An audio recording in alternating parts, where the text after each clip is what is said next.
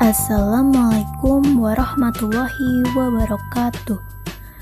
Selamat datang di media pembelajaran interaktif pada materi kalor dan perpindahannya. Berikut ini akan disajikan kompetensi inti, kompetensi dasar, indikator pembelajaran, dan tujuan pembelajaran. Nah, sekarang kita masuk ke materi. Namun, sebelum kita menentukan definisi kalor itu apa, mari kita lihat ilustrasi berikut ini. Pada ilustrasi tersebut, terlihat teflon yang sedang digunakan untuk memasak. Ketika kompor dihidupkan, maka api akan menyala. Lama-kelamaan, suhu permukaan teflon akan naik. Hal ini karena kalor berpindah ke permukaan teflon. Dengan adanya kalor tersebut, bahan makanan pada teflon akan matang. Dari penjelasan tadi, dapat kita pahami bahwa kalor adalah energi panas yang berpindah dari benda yang bersuhu lebih tinggi ke benda yang bersuhu lebih rendah. Kalor memiliki satuan joule, kalori, atau kilokalori. 1 kalori diartikan sebagai jumlah energi panas yang dibutuhkan untuk menaikkan suhu 1 gram air hingga 1 derajat Celcius. 1 kalori sama dengan 4184 joule atau 4,2 joule. Di dalam tubuh kita, makanan diolah oleh sistem pencernaan dan berubah menjadi energi panas yang kita perlukan untuk menjalankan aktivitas sehari-hari. Energi panas pada makanan diukur dalam kilokalori. Zat-zat gizi yang kita peroleh dari makanan akan berubah menjadi energi. Misalnya, pada makanan junk food berikut ini, terdapat banyak kalori di dalamnya. Banyaknya kalori di dalam tubuh sangat tidak baik bagi kesehatan. Hal ini karena kita membutuhkan aktivitas dan waktu yang lama untuk membakar kalori. Pada beberapa jenis benda memerlukan kalor yang berbeda dalam menaikkan suhu benda hingga batas tertentu. Selain air, bahan lain yang mempunyai kalor jenis yaitu alkohol, aluminium, karbon, pasir, besi, tembaga, dan perak. Ketika kenaikan suhu benda semakin besar, maka kalor yang diperlukan juga akan semakin besar. Semakin besar massa benda, kalor yang diperlukan juga akan semakin besar.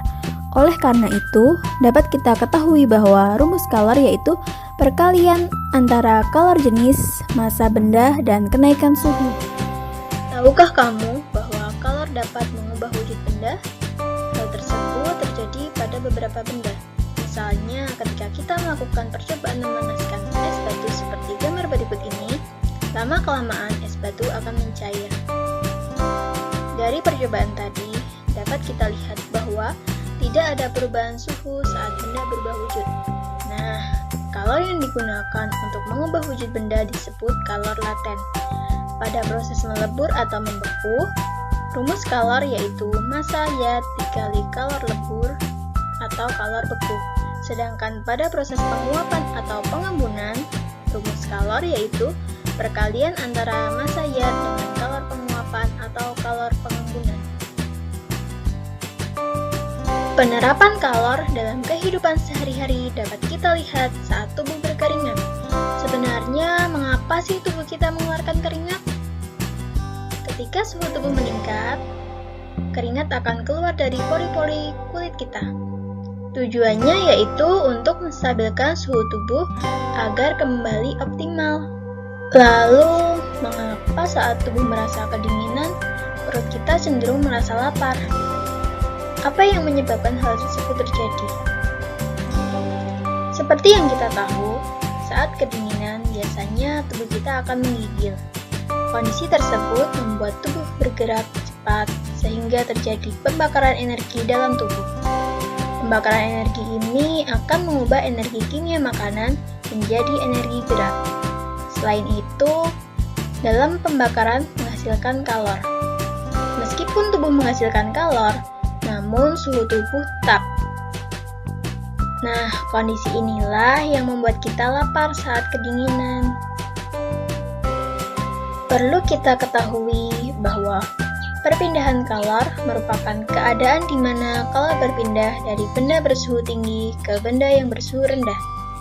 Perpindahan kalor ini terjadi melalui 3 macam cara yang berbeda. Yang pertama konduksi, kedua konveksi, dan yang ketiga radiasi. Ketika kamu menyetrika baju, dapatkah kamu rasakan atau amati bahwa energi panas pada setrika berpindah pada pakaian yang kamu setrika? Nah, perpindahan panas dari setrika ke pakaian terjadi secara konduksi. Jadi, konduksi adalah perpindahan panas melalui bahan tanpa disertai perpindahan partikel-partikel bahan. Lalu, bagaimana mekanisme perpindahan kalor secara konduksi?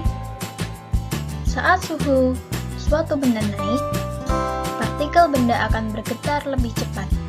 Karena getaran tersebut, maka partikel akan saling berbenturan dan membuat suhu benda semakin tinggi, serta benda menjadi panas. Kemudian, kalor berpindah ke benda yang suhunya lebih rendah, namun tidak disertai perpindahan partikel bendanya. Tahukah kamu bahwa tidak semua benda mempunyai kemampuan menghantarkan panas dengan baik secara konduksi? Benda yang mampu menghantarkan panas dengan baik disebut konduktor, sedangkan penghantar panas yang buruk disebut isolator. Jadi, bahan apa saja yang termasuk konduktor dan isolator?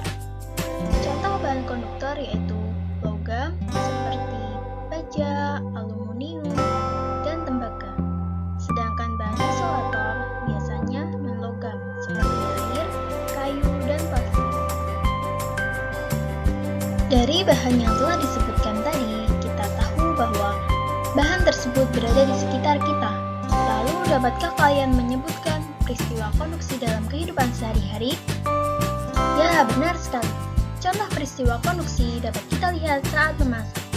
Saat kita memasak, spatula berbahan stainless steel yang digunakan lama-kelamaan akan terasa panas. Namun, pada bagian gagang kayu tidak terasa panas. Selain itu, peristiwa lainnya yaitu ketika kita mengaduk teh panas menggunakan sendok berbahan stainless steel. Kalor pada teh panas akan merambat ke sendok sehingga sendok menjadi hangat. Selanjutnya, kita akan membahas konveksi. Konveksi adalah perpindahan panas yang diikuti perpindahan partikel-partikel yatnya. Coba perhatikan gambar berikut. Pada gambar tersebut, terlihat air yang sedang dipanaskan. Gambar tersebut juga memperlihatkan bahwa saat memanaskan air, bagian bawah akan memperoleh kalor terlebih dahulu. Lama-kelamaan, bagian atas juga akan ikut memanas. Ketika air bagian bawah mendapat kalor dari pemanas, partikel air akan memuai sehingga menjadi lebih ringan dan bergerak naik. Kemudian, partikel tersebut menggantikan partikel air dingin dari bagian atas. Panas dari air bagian bawah berpindah bersama aliran air menuju bagian atas. Pola aliran air membentuk arus konveksi. Perpindahan panas secara konveksi dapat terjadi di pantai, berupa angin laut dan angin darat. Misalnya, pada siang hari, daratan lebih cepat panas daripada lautan. Hal ini akibat kalor jenisnya kecil. Maka udara di atas daratan ikut panas dan bergerak naik digantikan oleh udara dari lautan. Dengan demikian, terjadilah angin laut. Sedangkan pada malam hari, daratan lebih cepat mendingin daripada lautan.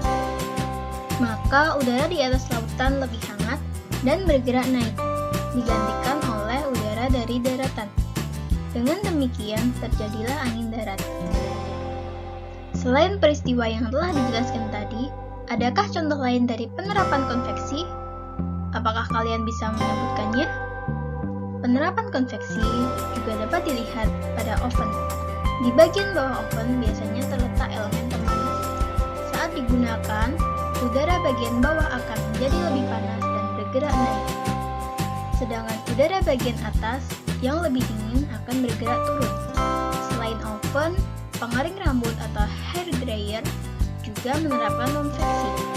Pada pengering rambut, terdapat aliran konveksi yang dibantu dengan menggunakan kipas. Selanjutnya yang akan kita bahas yaitu perpindahan panas secara radiasi. Perpindahannya tidak memerlukan medium. Pada gambar tersebut terlihat bahwa sinar matahari langsung terpancar ke permukaan bumi tanpa perantara apapun. Perhatikan gambar-gambar ini. Dari gambar-gambar tersebut dapat diketahui bahwa semakin panas benda dibandingkan dengan panas lingkungan sekitar, maka makin besar pula kalor yang diradiasikan ke lingkungannya. Sedangkan makin rendah suhu benda, makin besar pula kalor yang diterima dari lingkungannya. Selain itu, semakin luas permukaan benda panas, makin besar pula kalor yang diradiasikan ke lingkungannya. Selanjutnya, semakin luas permukaan benda dingin, makin besar pula kalor yang diterima dari lingkungannya. Lalu, bagaimana pengaruh benda warna gelap terhadap peristiwa radiasi? Makin gelap benda yang terasa panas, makin besar pula kalor yang diradiasikan ke lingkungannya. Makin gelap benda yang terasa dingin, maka makin besar pula kalor yang diterima dari lingkungannya. Apakah kalian tahu bahwa termos mampu mencegah perpindahan panas secara konduksi, konveksi, maupun radiasi? Lalu, bagaimana caranya? Nah, perhatikan gambar-gambar bagian termos berikut ini. Termos memiliki sumbat yang terbuat dari plastik atau gabus yang berperan sebagai isolator. Sedangkan celah antara gelas dengan wadah luar termos dibuat hampa udara. Termos juga memiliki dua lapis gelas yang merupakan isolator panas yang baik. Gelas tersebut dilapisi oleh perak yang mengkilat. Nah, bahan-bahan inilah yang dapat mencegah perpindahan panas. Nah, akhirnya kita telah selesai membahas materi kalor dan perpindahannya. Untuk mengasah pemahaman kalian pada materi ini, berikut adalah link latihan soal materi kalor dan perpindahannya. Kalian bisa mengerjakannya dengan mengakses link tersebut. Sekian, wassalamualaikum warahmatullahi wabarakatuh.